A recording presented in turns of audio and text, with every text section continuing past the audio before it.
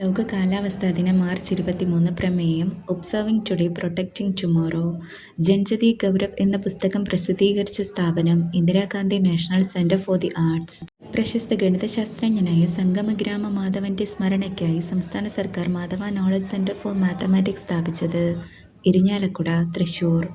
2025 ഏറ്റവും കൂടുതൽ മീഥെയ്ൻ പുറന്തള്ളുന്ന എണ്ണവാതക കേന്ദ്രങ്ങൾ സ്ഥിതി ചെയ്യുന്ന രാജ്യം തുർക്ക്മെനിസ്ഥാൻ.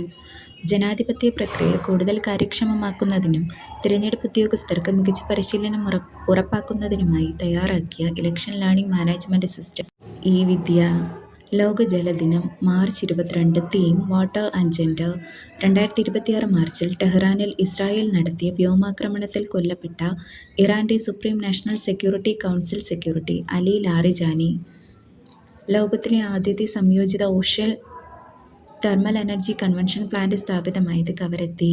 ന്യൂഡൽഹിയിൽ നടന്ന വേൾഡ് പാരാ അത്ലറ്റിക്സ് ഗ്രാൻഡ് പ്രിക്സിൽ 75 സ്വർണം നേടി മെഡൽ പട്ടികയിൽ 1-ാം സ്ഥാനത്തെത്തിയ രാജ്യം ഇന്ത്യ. ലോക വനദിനം March 21. Theme forest and economies. 2026 world happiness റിപ്പോർട്ടിൽ 1-ാം സ്ഥാനം നേടിയ രാജ്യം ഫിൻലാൻഡ് 9-ാം തവണ. ഏറ്റവും പിന്നിലുള്ള രാജ്യം അഫ്ഗാനിസ്ഥാൻ.